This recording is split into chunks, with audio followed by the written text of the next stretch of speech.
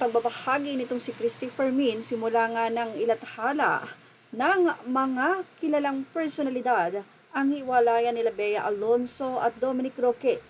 Kabalintunaan naman na ang paniniwala ni OG Diaz na ayon kay OG at sa talagang legit na source sa kanya ay tila nagkabalikan na nga raw itong si Bea Alonzo at Dominic Roque. Sa full update, narito po at ating ibalita sa inyo. You are now watching Showbiz Now, your daily showbiz update.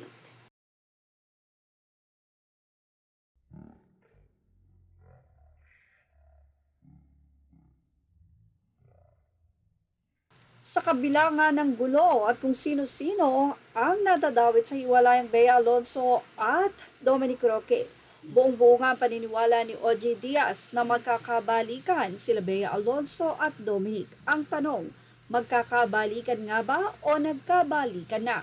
Inililihim lamang nila Dominic Roque at Bea Alonzo ang kanilang relasyon ngayon at tila ayaw nang ilathala pa ito sa media.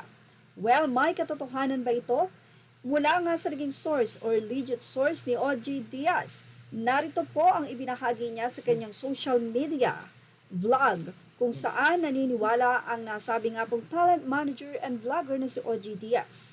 Sa nasabi ng legit source na itong si Dominic Roque ay laging nandoon sa bahay ni Bea Alonzo at nag-aabang lamang sa nasabing ex-girlfriend. Buong paniniwala ni OG Diaz na nagkaayos o magkakaayos na ang dalawa. Kung inyong mahahalata ay hindi nga nag-unfollow sa kanilang social media itong si Dominic at Bea. Sa katunayan, panay ang pagtatanggol ni Dominic sa kanyang ex-girlfriend. Mula nga sa nasabing artikulo kung saan ibinahagi nila ang naging say ni OG Diaz about dito.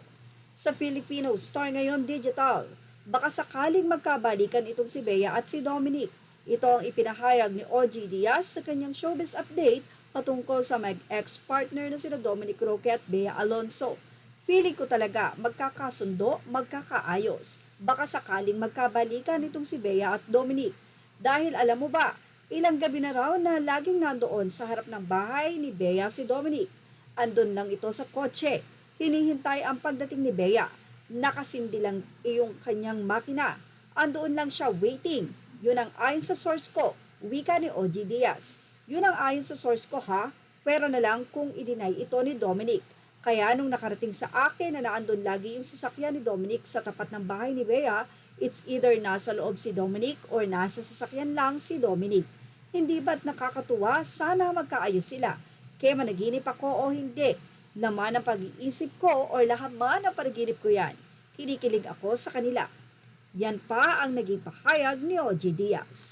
Hindi lang naman pa ready sa pagpapakasal at mukhang na-rush. Pero ang pag-ibig nila Bea Alonzo ay nananatili. Kaya naman hindi posibleng nagkabalikan na nga ang dalawa. At ito ay hindi na nga lang nila inilalathala pa sa social media. Private na nga ba ang pagbabalikan nila Bea Dom? Yan ang ating Showbiz Now update. Images are all credit to the rightful owners. And thank you for watching Showbiz Now.